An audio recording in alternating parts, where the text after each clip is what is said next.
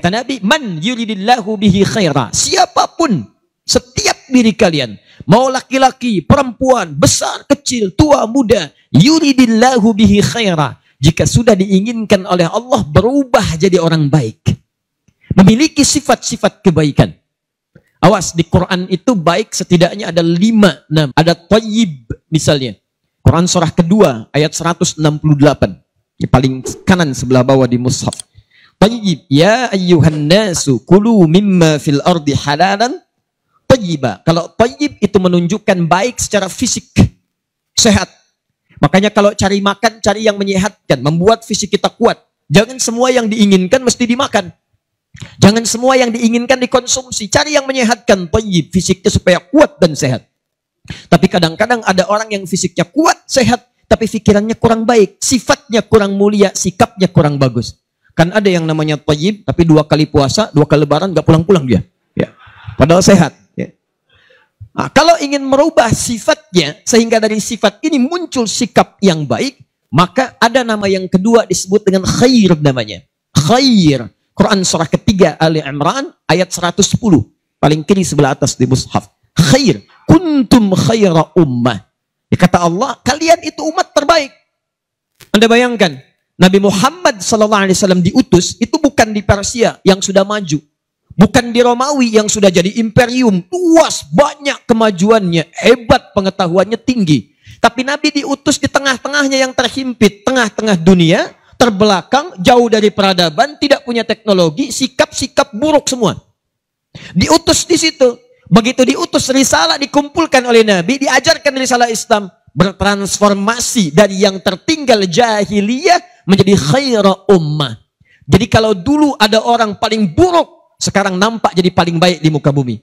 Kalau ada orang paling pendusta, jahiliyah sudah banyak. Makanya kalau ada pembohong sekarang, dia telat, keduluan sama orang dulu. Dan jahiliyah mau berubah, seburuk-buruknya jahiliyah, dari pendusta jadi orang paling jujur. Seburuk-buruknya dulu orang sombong, yang sombong banyak. Banyak. Abu Jahal, Abu Lahab, abu-abu yang lainnya ada. Jadi kalau yang abu-abu sekarang muncul ikutan sombong, dia telat. Sudah ada yang dulu.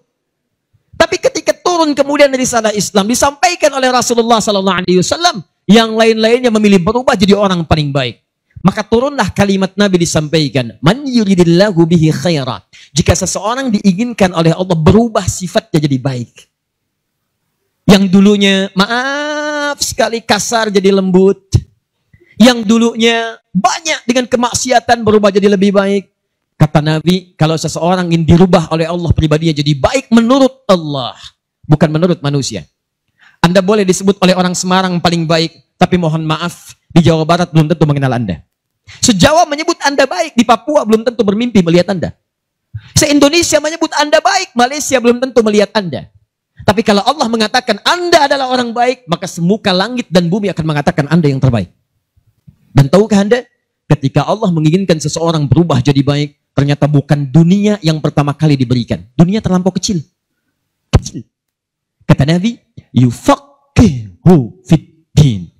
Maka orang itu akan diberikan dorongan dalam jiwanya, diringankan langkah kakinya, dilembutkan hatinya untuk mau datang ke majlis-majlis ilmu, mempelajari dan mendalami urusan agamanya. Maka saya berikan ucapan selamat kepada Anda sekalian di malam hari ini. Dari sekian banyak hamba Allah yang bertebaran di seluruh wilayah-wilayah dekat kita ini, ternyata Anda yang dipilih oleh Allah Subhanahu wa taala. Dilembutkan hatinya, diringankan langkahnya. Demi Allah saya katakan, saya tidak kenal siapa Anda. Saya belum pernah melihat Anda sebelumnya. Kalau tidak Anda diringankan oleh Allah, demi Allah untuk apa Anda datang sini?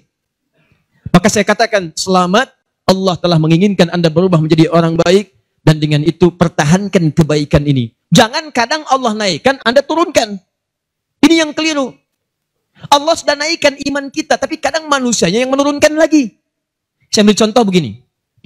Mana yang paling bagus, sholat berjamaah atau sholat sendirian? Berjamaah. Mana yang paling bagus, berjamaah di masjid atau di luar masjid?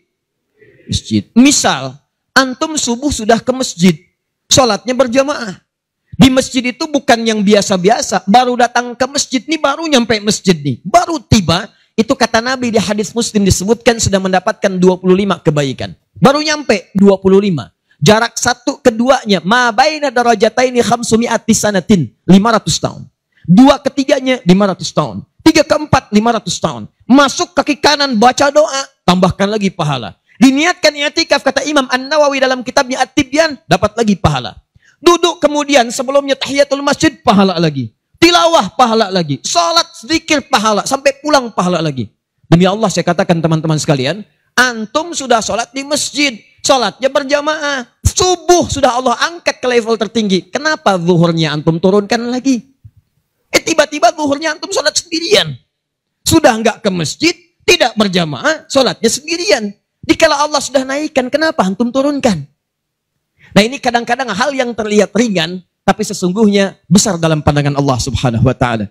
Jadi saya ingin memulai dengan mengucapkan selamat dulu. Mudah-mudahan ini adalah awal perbaikan dalam kehidupan kita. Dan insya Allah sepulang dari sini, kita insya Allah akan menjadi hamba yang terbaik dalam pandangan Allah subhanahu wa ta'ala.